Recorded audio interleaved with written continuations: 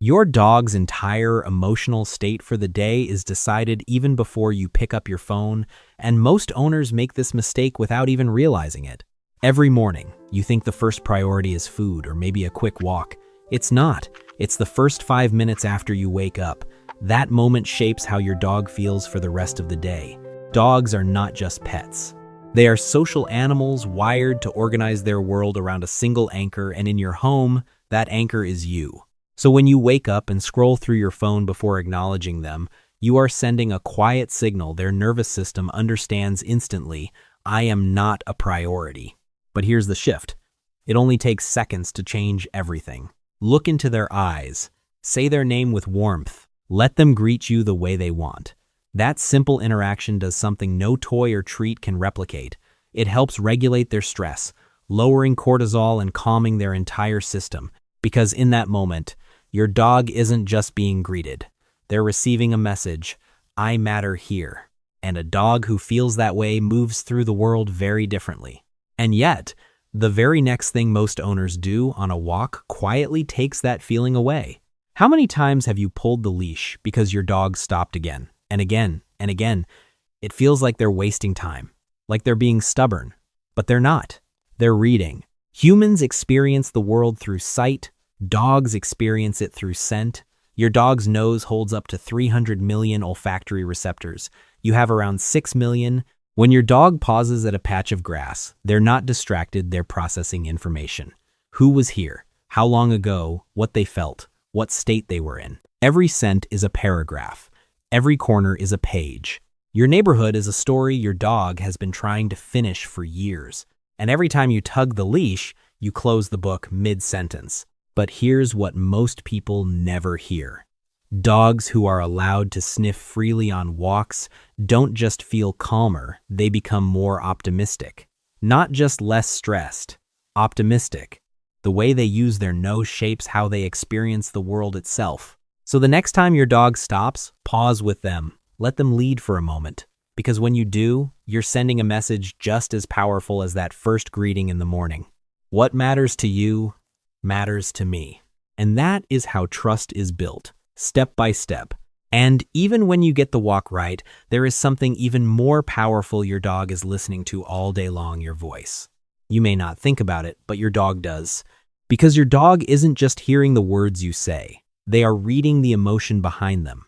Their brain processes your tone in the same way humans process emotional communication. That means every shift in your voice lands somewhere deep in their nervous system.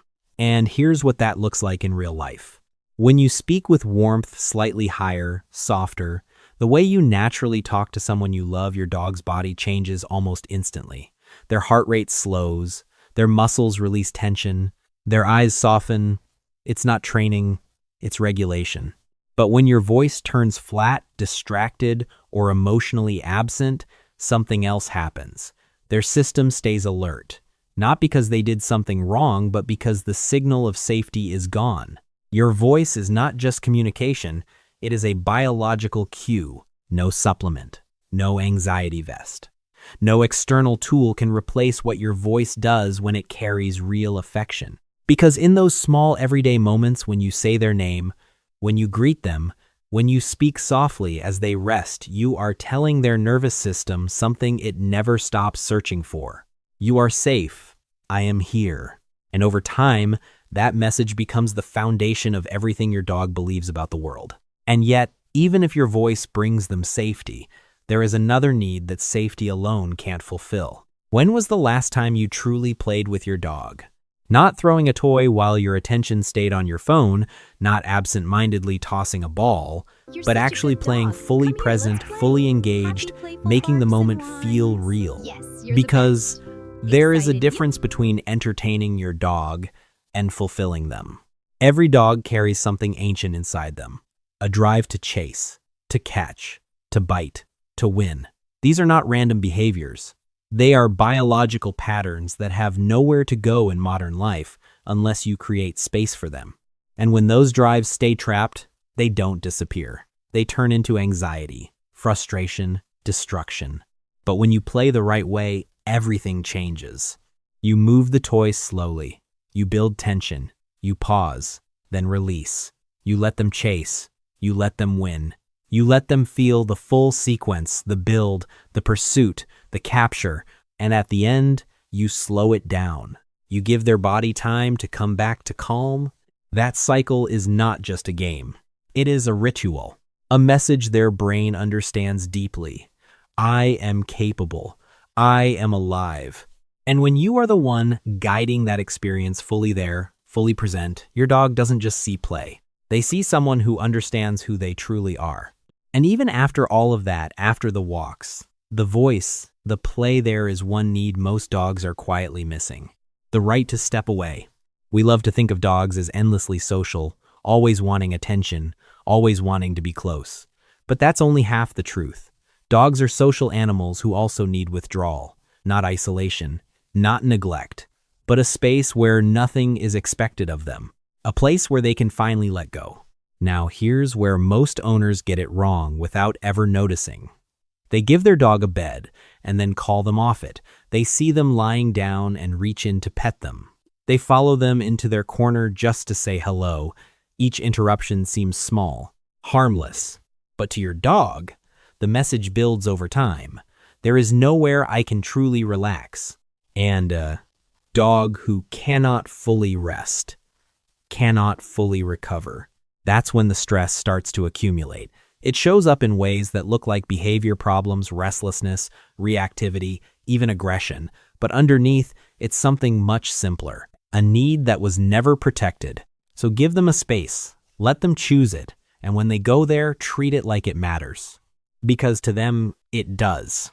That space is not just a place to lie down. It is the only place their nervous system can finally feel safe enough to switch off. And when all of those moments come together, there is one quiet behavior that reveals what your dog truly feels about you. You've seen it before. They walk over slowly. They circle once. Then they press their body against your leg and fall asleep. Most people think it's just comfort, just a habit. It's not. Sleep is the most vulnerable state any animal can enter. When your dog sleeps, their awareness fades. Their defenses shut down.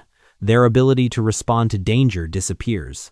In the wild, no animal would choose to sleep touching another unless something deep in their biology had already made a decision. This is safe. So when your dog chooses you, your leg, your lap, your side, they are not just getting comfortable, they are making a declaration. Out of every place I could rest, I choose you. And the way you respond in that moment matters more than you think. Every time you stay still, every time your leg goes numb and you resist the urge to move, every time you let them sleep without shifting, without interrupting, you are answering that declaration with one of your own. I see your trust. I won't break it. Because that moment is not just rest. It is trust made physical. And once you understand that, you will never look at it the same way again. And when you step back and look at all of it together, you begin to see something most people never notice. Nothing you do for your dog is ever just a small moment.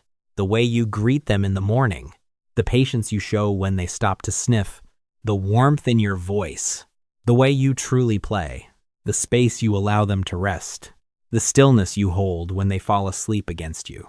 None of it disappears. Every single one of those moments is a deposit quietly building something your dog keeps track of in a way no words ever could. A kind of account made entirely of trust. And then one day, without asking for anything, they show you the total. They press their body against you. They close their eyes. They let go. And in that moment, everything you've given comes back in its purest form.